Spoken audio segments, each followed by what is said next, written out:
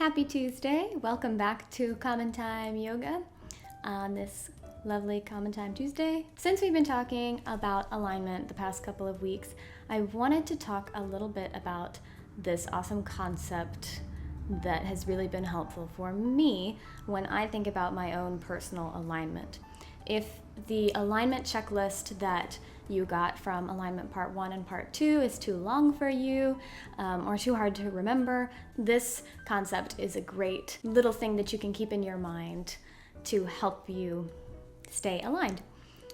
And this is great, of course, for your singing posture and for when you're doing yoga poses. It's just great all around to keep this alignment in the back of your mind. So this is the concept of aligning the energetic domes of the body. So I'll just tell you the location of all of them first, starting from the ground up. The first dome of the body would be the arches of the feet, which when they come together form this little dome shape if they are nice and lifted.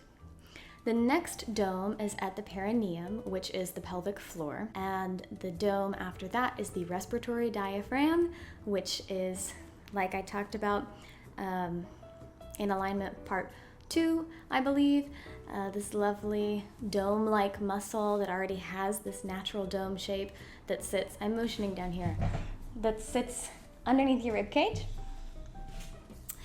The next dome of the body is actually at the vocal folds, so right at the glottis. Next is the soft palate, which again, we can have a nice lift there, which we can do manually.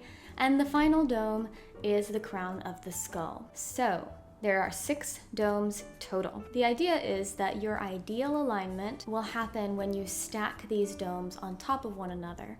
Just like if you're in a yoga pose and you want to stack the joints, like in tabletop, we want our wrist to be right under our elbow, which is right under our shoulder. But it's not just about aligning them. We want them all to have a little bit of a lift. So there are some of the domes that are lifted on their own just by the nature of where they are and what they are. And then there are some that we can give a little bit of manual lift to. So the arches of the feet for sure is a dome that we give a little bit of manual lift to, and this is just very light and subtle.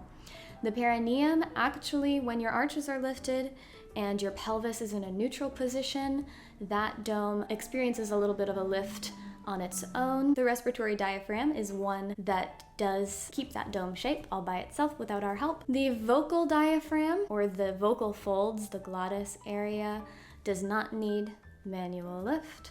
The soft palate we can lift all by ourselves, so we can try that now. That one is a fun one to do. If you think of a really tall ah vowel in the back of your throat and you just breathe in an ah,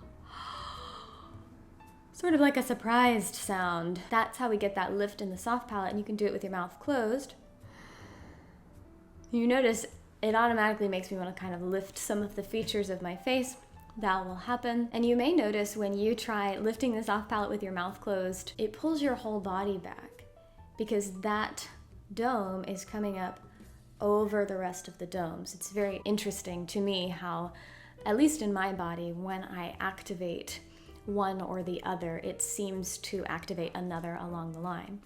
And then, of course, the last dome, which is the crown of the head, is already its own nice little dome shape. So that's just a really neat concept. I like it a lot. I might incorporate it in some videos in the future just to kind of check in with your alignment and remind you to get those all nice and stacked up. If this concept is new to you, I would love to hear what you thought about it in the comments, or if you have any other cool ideas or ways to think about alignment, I would love to hear about that too. Again, happy Tuesday. Thank you for spending time with me. I'll see you next week.